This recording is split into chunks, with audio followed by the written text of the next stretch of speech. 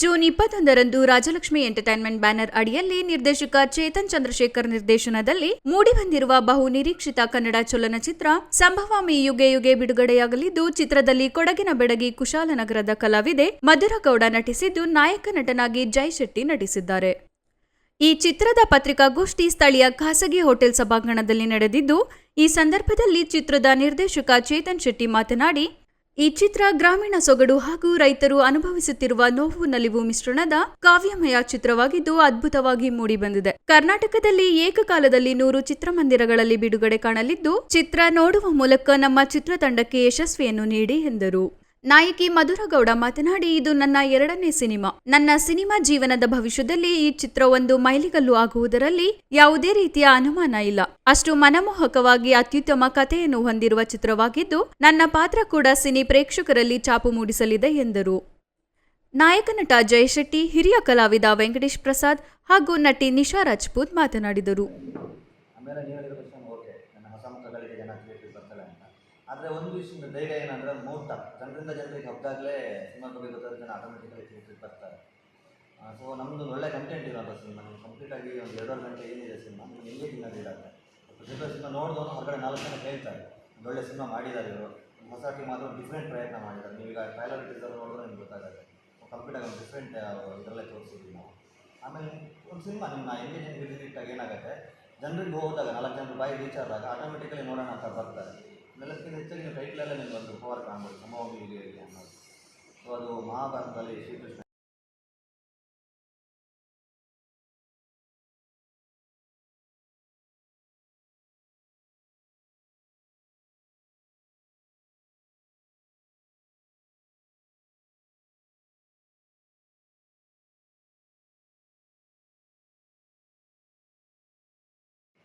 ಒಳ್ಳೆ ಸಿನಿಮಾ 100% ನಮ್ಮ ಕನ್ನಡಿಗರ ಕೈ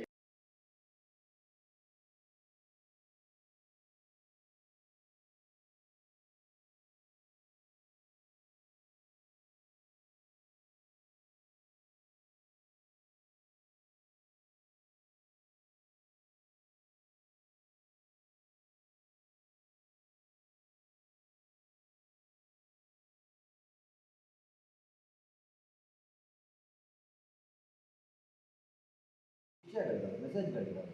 ಆ ಮೆಸೇಜ್ಗಳ ಜೊತೆಗೆ ಒಂದಿಷ್ಟು ಇನ್ನೊಂದು ಥ್ರಿಲ್ ಕೊಡಿಸುವಂಥ ಒಂದು ಸ್ಕ್ರೀನ್ ಪ್ಲೇ ಇದೆ. ಸೊ ಇವೆಲ್ಲ ಜನರಿಗೆ ಒಂದು ಏನೋ ಡಿಫ್ರೆಂಟಾಗಿ ಏನೋ ಬೇಕು ಅಂತ ಅಕ್ಸೆಪ್ಟ್ ಮಾಡ್ತಿದ್ದಾರಲ್ಲ, ಆ ರೀಸನ್ಗೆ ಬರಬೇಕು. ಸೊ ಡೈರೆಕ್ಟಿಂಗ್ ಸ್ಕ್ರೀನ್ ಪ್ಲೇ ನಾನು ಇಂಡಸ್ಟ್ರಿಗೆ ಬಂದ ಉದ್ದೇಶ ನಾನು ದುಡ್ಡು ಮಾಡಬೇಕು, ಏನೋ ಒಂದು ಚೆನ್ನಾಗಿರೋ ಸಿನಿಮಾಗಳು ಕೊಡಬೇಕು, ಕಂಟೆಂಟ್ ಇರೋ ಸಿನಿಮಾಗಳು ಕೊಡಬೇಕು ಅಂತಲೇ ಬರೋದು. ನನ್ನ ಮೊದಲೇ ಸಿನಿಮಾ ಸ್ವಲ್ಪ ಫ್ಲಾಪ್ ಆಯಿತು ಅಂದರೆ ಅಷ್ಟೊಂದು ರೀಚ್ ಆಗಿಲ್ಲ. ಅದನ್ನ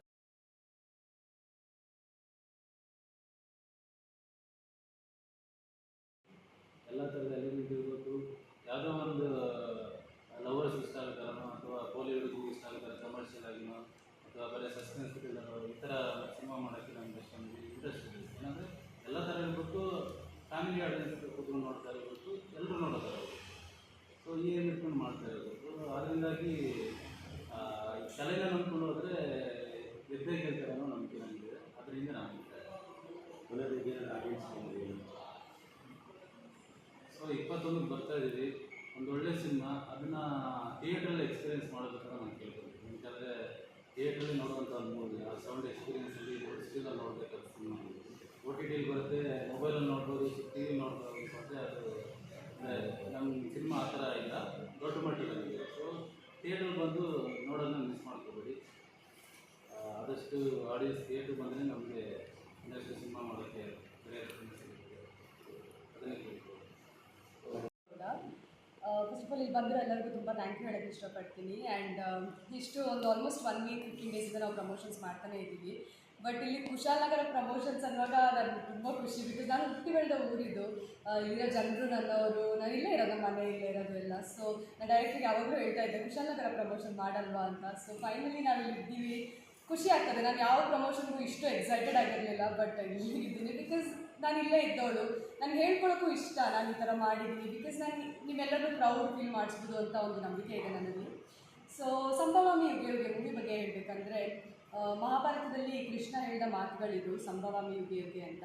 ಸೊ ಅಲ್ಲಿ ಹೇಗೆ ಅರ್ಜುನ ಕೃಷ್ಣ ಇರ್ತಾರೋ ಹಾಗೆ ನಮ್ಮ ಮೂವಿಯಲ್ಲೂ ಒಂದು ಅರ್ಜುನ ಒಂದು ಕೃಷ್ಣ ಇದ್ದಾರೆ. ಸೊ ನನ್ನ ಪೇರ ಅಂದರೆ ಕೃಷ್ಣ ಅವರ ಪಾತ್ರನ ಮಾಡಿದವರು ಅಶೋಕ್ ಕುಮಾರ್ ಅಂತ. ಅವರು ಆಲ್ಮೋಸ್ಟ್ 20-25 ಮೂವೀಸ್ ಮಾಡಿದ್ದಾರೆ ತೆಲುಗು ಮತ್ತು ತಮಿಳ್ ಇಂಡಸ್ಟ್ರಿಯಲ್ಲಿ. ಸೊ ಅವ್ರದ್ದು ಕನ್ನಡದಲ್ಲಿ 2ನೇ ಮೂವಿ. ಫಸ್ಟ್ ಮೂವಿಯಲ್ಲಿ ಅವರು ರಾಗಿಣಿ ಮ್ಯಾಮ್ಗೆ ಹೀರೋ ಆಗಿದ್ದರು ಆ್ಯಂಡ್ ಈ ಮೂವಿಯಲ್ಲಿ ನನಗೆ ಅವರು ಹೀರೋ ಆಗಿದ್ದಾರೆ. ಅಂತ ಒಂದು ಹೈಲಿ ಎಕ್ಸ್ಪೀರಿಯನ್ಸ್ಡ್ ಆರ್ಟಿಸ್ಟ್ ಜೊತೆ ನನಗೊಂದು ಹೀರೋಯಿನ್ ಆಗಿ ಆ್ಯಕ್ಟ್ ಮಾಡೋ ಚಾನ್ಸ್ ಸಿಕ್ಕಿ ನನಗೆ ತುಂಬ ಖುಷಿ ಇದೆ. ಆ್ಯಂಡ್ ಅವ್ರು ಇವಾಗ ಅದೇ ಮೂವಿ ಶೂಟಿಂಗ್ ಇರೋದ್ರಿಂದ ಬರೋಕ್ಕಾಗಲಿಲ್ಲ, ಬಿಕಾಸ್ ಅವಾಗ ನಾವು 4 ಜನ ಕರೆಕ್ಟಾಗಿ ಇರ್ತಾ ಇದ್ವಿ ಮನೆಯಲ್ಲಿ. ಸೊ ಅದೇ ಅಲ್ಲಿ ಮಹಾಭಾರತದಲ್ಲಿ ಒಂದು ರಾಧೆ ಕೃಷ್ಣನ ಜೋಡಿ ಎಷ್ಟು ಇಷ್ಟಪಡ್ತಿರೋ, ಅವರ ಒಂದು ಲವ್ ಸ್ಟೋರಿ ಎಷ್ಟು ಫೇಮಸ್ ಇದೆಯೋ, ಸೊ ಎಕ್ಸಾಕ್ಟ್ಲಿ ಆ ಥರ ನಮ್ಮ ಈ ಮೂವಿಯಲ್ಲಿನೂ ನಂದು ಕೃಷ್ಣಂದು ಒಂದು ಕ್ಯೂಟಾದ ಲವ್ ಸ್ಟೋರಿನ ನೀವು ನೋಡ್ಬೋದು. ನಂದು ಎಲ್ಲ ಥರದ ಎಮೋಷನ್ಸ್ ಇದೆ ಇದರಲ್ಲಿ. ಜಯ್ ಅವರು ನನ್ನ ಅಣ್ಣನ ಪಾತ್ರ ಮಾಡಿದ್ದಾರೆ ಆ್ಯಂಡ್ ಸುಧಾರಾಣಿ ಮ್ಯಾಮ್ ಮಗಳು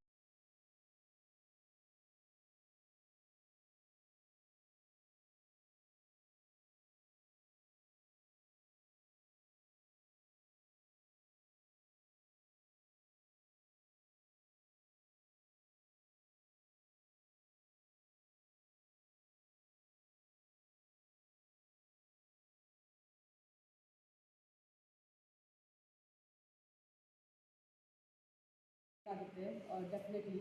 ಸೊ ಬನ್ನಿ, ಕೂರ್ಗ್ ಸಿನಿಪ್ಲೆಕ್ಸಲ್ಲಿ ಈ ಮೂವಿ ಬರ್ತಾ ಇದೆ June 21ಗೆ. ಎಲ್ಲರೂ ಬನ್ನಿ ನೋಡಿ, ಮತ್ತು ಏನೇ ಫೀಡ್ಬ್ಯಾಕ್ ಇದ್ರೂ ಕೊಡಿ ನನಗೆ, ಸೊ ದ್ಯಾಟ್ ನಾನು ಇನ್ನು ಮುಂದೆ ಮೂವೀಸಲ್ಲಿ ನಾನು ಇಂಪ್ರೂವ್ ಮಾಡ್ಕೋಬೋದು ಏನೇ ಇದ್ರೂ.